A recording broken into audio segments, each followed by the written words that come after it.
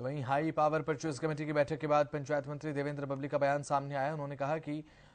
उनके पंचायत विभाग में सीमेंट की खरीद को मंजूरी मिली है, इसकी काफी जरूरत रहती है। तो वहीं विकसित भारत संकल्प यात्रा को लेकर देवेंद्र बबली ने कहा कि देश विकसित हो उसके लिए सरकार काम कर रही है। इसके साथ ही उन्होंने विधानसभा के शीतकालीन सत्र को लेकर कहा कि हम सत्र के लिए पूरी तरीके से तैयार हैं, जो भी मुद्दे विपक्ष उठाएगा उसका जवाब देंगे। विकसित भारत की जो यात्रा पूरे मैं कहूँगा हमारे हरियाणा प्रदेश में जिसकी शुरुआत की जा रही है, जब भारतीय जनता पार्टी की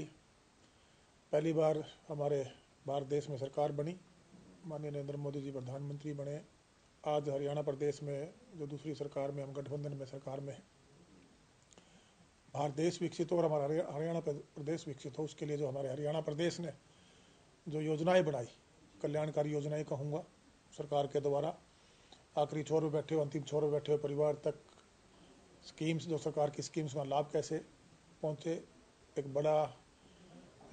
परिवर्तन कहूँगा, व्यवस्था परिवर्तन कहूँगा बल्कि इसको, कि सरकार के द्वारा किया गया। अनेकों ने ऐसी योजनाएं जो 1,80,000 से BPL परिवार थे जिनकी 1 लाख से इनकम थी, उसमें जुड़े हुए परिवारों को चिरायु आयुष्मान कार्ड देने की बात हो, उसमें बहुत से लोगों को बेनिफिट मिला और 1,80,000 से लेकर 3 लाख तक के सिर्फ मात्र 1500 रुपये में 5 लाख का एक मेडिकल फैसिलिटी उसके माध्यम से लोगों को देने की बात हो। गांव के अंदर जल जीवन के मिशन के तहत हर घर तक नल के माध्यम से जल देने की बात हो, 24 घंटे बिजली देने की बात हो, मूलभूत सुविधाएं देने की बात हो, शिक्षा के क्षेत्र में स्कूलों में शिक्षा में सुधार करने की बात हो, अनेकों अनेक कार्य जो किए गए हैं। एक ये जो हमारा संकल्प विकसित भारत यात्रा की शुरुआत पूरे प्रदेश में होने जा रही है और लोगों तक हम सरकार ने जो कार्य करे उनको पहुंचाने का काम करेंगे और जो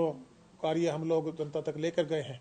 जनता को बताएंगे। हमारा भारत सर्वश्रेष्ठ भारत बने, हम सब मिलकर एक अच्छे नागरिक के नाते और एक जो